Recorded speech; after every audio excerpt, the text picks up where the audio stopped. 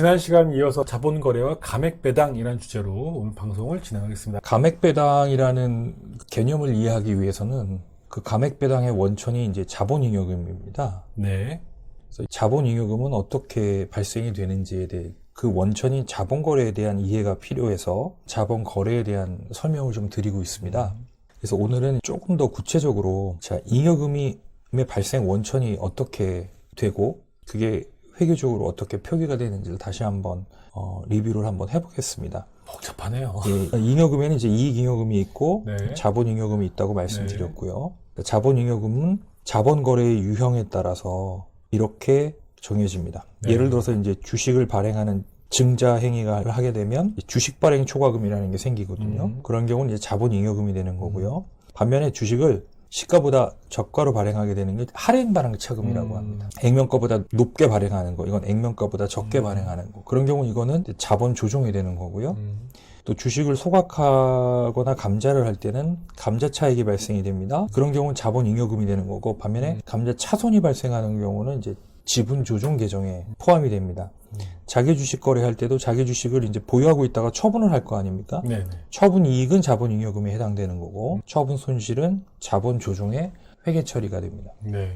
자, 이익잉여금은 이제 기초분이익잉여금과 미처분이익잉여금이 있는데요. 이제 기초분이익잉여금은 결산을 할 때, 일부는 이제 우리가 임의적립금, 쉽게 말씀드리면 이제 그 이익 난 금액의 일정 부분을 사업을 확장하는 데 쓰자, 또는 부채를 갚는 데 쓰자. 주주들하고 이제 어떻게 보면 주주들한테 배당할 재원이 아니고 특정 목적에 쓰겠다라고 해서 이제 적립해두는 금액입니다. 이익이 나면 일단 주주들은 배당을 요구하잖아요. 네네. 근데 이제 회사 입장에서는 이걸 지금 배당으로 쓰기보다는 정해진 경영상 목적 달성을 위해서 좀 묶어둬야 될 필요가 있을 때 라는 취지이기도 하지만 사실은 이제 사업주 입장에서는 그냥 이런 목적은 형식적이고 주주들의 배당 압력을 피하기 위해서 적립하기도 하죠, 보통은. 특히 중소기업 같은 경우는 임의적립금을 적립하는 경우가 흔치 않기 때문에 중소기업이 임의적립금을 계속 보유하고 있다는 것은 원래의 의미보다는 배당 압력을 피하려는 의도 아닌가 하는 생각이 들기도 합니다. 자, 두 번째는 이제 배당을 하게 되면 항상 배당 금액의 10%는 이익준비금으로 적립을 하게 만들어 놨죠. 강제 상황이죠. 그렇죠. 네. 예. 그래서 이익준비금은 상법상의 법정준비금으로 항상 결선 보존을 하거나 자본 전입 목적으로만 사용할 수 있게 그렇게 돼 있다는 거죠. 그래서 아까 말씀드린 자본잉여금하고 기처분한 이익잉여금 중에 이익준비금을 합쳐서 상법에서는 법정준비금이라고 합니다. 네. 그래서 이거는 내가 선택하고 설정하고의 말고의 문제가 아니라 법에서 강제하고 있는 강행법규라고 봐야 되겠죠. 그래서 이 돈은 원칙은 영구적으로 현금 배당이 불가하다라는 거. 근데 그 밑에 보면 이제 예외적으로는 인정하는 거예요. 네. 왜냐하면 이거는 일정 금액만 확보하면 되는 거지. 우리 보험을 내 소득이 10이면 보험을 2, 3만 들면 되는 거지. 보험을 9처럼 들 필요는 없잖아요. 그렇죠. 그러니까 이 자본잉여금이나 이익준비금이라는 건 어떻게 보면 법인의 주식회사의 재무 안정성을 위해서 국가가 강제한 보험이에요. 이게 과할 필요는 없잖아요. 네네. 제가 지금 아까 감액배당 얘기를 드렸는데 이제 여기서 감액배당의 논리가 형성이 되는 겁니다. 네. 자, 잠깐 이제 조금 아까 설명했던 뒷부분으로 돌아가서 이익준비금을 항상 10분의 1을 적립하게 해놨잖아요. 네네. 자, 이것도 같은 맥락이죠. 주주배당이 과도하게 되면 실제 이 법인의 돈을 빌려준 채권자의 경우에는 채권자가 채권의 상환 요구를 할 때 채권자의 권리가 침해될 수 있는 개연성이 있죠. 네. 원래는 채권자가 더 법률적으로는 우선순위에 있는 존재인데 네. 주주총회에는 채권자하고는 관련이 없잖아요. 네. 그래서 채권자의 이익을 침해할 개연성이 있다라는 거나 아니면 과도한 배당으로 인해서 자본 잠식이 생길 수 있는 그런 리스크에 대비하기 위해서 법에서 정해놓은 강제준비금이다 이렇게 이해하시면 될 겁니다. 네. 자, 그럼 감액배당은 그 뿌리가 어디냐? 자본잉여금과 이익준비금이라는 거예요. 네. 자, 이익잉여금 처분 개념을 한번 볼까요? 자, 어느 기업이 연초에 이렇게 개시재무제표가 자본 500에 부채 100, 자산 600이 있다고 가정을 할게요. 네. 그 해에 1년 동안의 단기순이익이 200이 났습니다. 그러면 어떻게 될까요? 부채는 변함이 없다고 치면 자본이 그만큼 늘어났겠죠. 그렇죠. 예. 손익계산서상의 이익이 재무제표상의 이익잉여금 증가로 이어지고요. 그게 결론적으로는 자본, 순자산의 증거로 이어진 거죠. 네. 자, 여기까지 뭐 이해되실 겁니다. 네. 예. 그래서 이익잉여금은 회사의 정상적인 영업활동, 자산 처분 기타 손익거래에서 발생한 이익을 원천으로 회사 내에 유보되어 있는 잉여금, 뭐 우리가 또 사내유보금이라고 하죠. 네. 근데 사내유보금은 좀 더 포괄적인 개념이에요. 여기에는 자본잉여금도 포함되어 있습니다. 그러니까 자본거래가 거의 없이 자본잉여금이 발생되지 않은 기업에게는 사내유보금은 곧 이익잉여금이 될 거고, 자본잉여금이 있는 기업 입장에서의 사내유보금은 두 개를 합한 금액으로 보시면 됩니다. 그럼 이익잉여금을 처분한다는 얘기는 여기 보시면 법정 적립금이나 임의 적립금을 통한 사내유보, 그러니까 임의 적립금은 아까 말씀드렸죠. 법인이 특정 목적을 달성하기 위해서 처분하지 않고 유보하기로 결정한 금액. 네. 그 다음에 배당이나 상여를 통해서 사회에 유출하는데 특히 이 배당을 할 때는 10%의 이익준비금을 쌓게 돼 있다. 네. 이게 이제 요거 말하는 법정준비금이고요. 자본과 손익거래 회계처리 사례를 한번 볼까요? 어느 특정한 해에 이제 이익이 났습니다. 그래서 900원만큼 이제 이익이 잉여금이 발생이 됐어요. 네. 네, 그러면은 이제 현금 배당 결정하겠죠. 네. 그다음에 주식 배당도 할 수 있죠. 그리고 현금 배당, 주식 배당을 함으로 인해서 이제 이익준비금이라는 법정 적립금을 쌓아야 되겠죠. 그다음에 아까 말씀드린 대로 법인이 특정 목적에 의해서 임의 적립금을 쌓기로 결정을 했다면 네. 결론적으로 단기 이익에서 이월된 잉여금 합계 금액에서 배당한 금액과 법정 적립금, 임의 적립금을 뺀 금액이 미처분 이익 잉여금이 되겠죠. 그렇죠. 여기서 이제 감액 배당의 재원이 되는 거는 법정 적립금이 감액 배당의 재원이 된다. 이렇게 이해를 하시면 될 것 같습니다. 법정 준비금에 대해서 한번 더 디테일하게 한번 알아보도록 할게요. 아까 법정 준비 적립금은 이게 상법상으로는 이제 법정 준비금이라는 표현을 씁니다. 세법에서는 이익 준비금하고 플러스 자본 잉여금이 되겠죠. 그래서 결선 보존에 쓴다라고 아까 말씀드렸죠. 그래서 예를 들어서 이렇게 결선금이 미처분 이익 잉여금이 아니라 결손이 나서 미처리 결손금이 있을 때 이 네. 결손금을 이제 자본잉여금으로 상계 처리할 때 쓰거나 아니면은 자본 전입한다. 이걸 이제 무상증자라고 합니다. 네.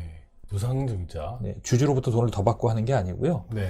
발생된 이제 법정 적립금을 자본으로 전입하는. 자본금은 당연히 늘어나겠지만 자본 전체에는 변화가 없겠죠. 번지수만 그렇죠. 바꾸는 거니까. 네. 그리고 아까 말씀드린 것처럼 원칙은 결손 보존과 자본 전입에만 쓰게 돼 있는데 법에서 정한 일정 기준을 상회하게 되면 이 상회하는 금액은 이익 잉여금으로 전환해서 배당을 할 수 있다. 이게 바로 감액 배당의 개념입니다. 자, 주식의 발행에 대해서도 한번 좀 알아볼까요?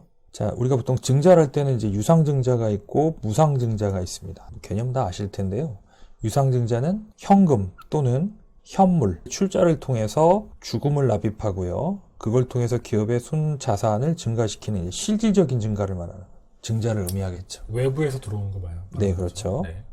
그래서 증자할 때는 이제 할인 발행과 할증 발행이 있다. 발행가액이 액면보다 큰 경우에는 이제 할증 발행이 되는 거고요. 반대의 경우는 이제 할인 배당이 됩니다. 그래서 여기서 또 말씀드리면 감액 배당이 재원이 되는 거는 요 바로 할증 배당인 주식 발행 초과금이 감액 배당의 원천이 되는. 액면가보다 발행가액이 컸을 때. 예, 그렇습니다. 반면에 이제 무상증자는 주금 납입이 따로 있는 게 아니죠. 자본 잉여금 또는 이익잉여금 중에서 이익준비금, 자본 전입으로 증가된 자본만큼 주식을 발행하는 것이다. 순자산의 변동이 있다 없다? 없다. 자본 계정을 우리가 지금 공부를 하고 있으니까 자금 조달에 대한 부분도 한번 좀 알아볼까 합니다. 자, 우리가 보통 이제 부채를 타인 자본이라고 표현하고요. 자본을 자기 자본이라고 표현한다고 말씀드렸죠. 타인 자본의 대부분을 차지하는 게 이제 대출입니다. 물론 물건값을 아직 안 주고 있는 거, 이것도 원래 줘야 될 돈을 안 주고 있는 거니까 어떻게 의미에서 보면은 대출을 받고 있는 거나 마찬가지 성격을 띠고 있겠죠. 그렇죠. 외상매금. 그렇죠. 네. 네. 자기 자본은 이제 주식을 발행하는 행위죠. 상법에 따라서 주식을 발행하고 투자자가 기업이 발행하는 주식을 취득해서 이제 주주례수의 권리를 득하는 것들. 이게 이제 증자라는 절차겠죠. 자, 그런데 이제 주식 연계사채라는 게 있어요. 네. 자, 이것도 이제 감액배당 설명을 할 때 좀 필요한 개념입니다. 처음부터 주식 발행을 하는 기업이 아니라요. 네. 처음에는 이 주식 연계 사채를 발행을 했다가 주식 연계라는 개념이 뭔지 좀 이해하실 필요가 있겠죠. 대표적인 주식 연계 사채가 전환사채와 신주인수권부 사채라는 게 있습니다. 전환사채는 처음에는 부채예요, 사채예요. 근데 일정 기간 후에 전환권이 첨부된 회사채입니다. 주식으로. 네. 그렇죠. 그러니까 부채가 주식으로 전환이 되는 거죠. 주식으로. 이해가 되셨죠? 네. 그럼 이 주식으로 전환할 때도 뭐가 생길 수 있어요? 주식 발행 초과금이라는 게 생길 수 있겠죠. 그렇죠. 왜냐면 주식이 그 전환 시점에 시가를 기준으로 할증 발행이 될 가능성이 높기 때문에 그래요. 할증 발행이 되지 않으면 불균등 증자를 하게 되면 이제 세금 문제가 생기기 때문에 통상적으로 이제 시가가 액면가보다 높다면 주식 발행 초과금이 생길 수밖에 없죠. 네.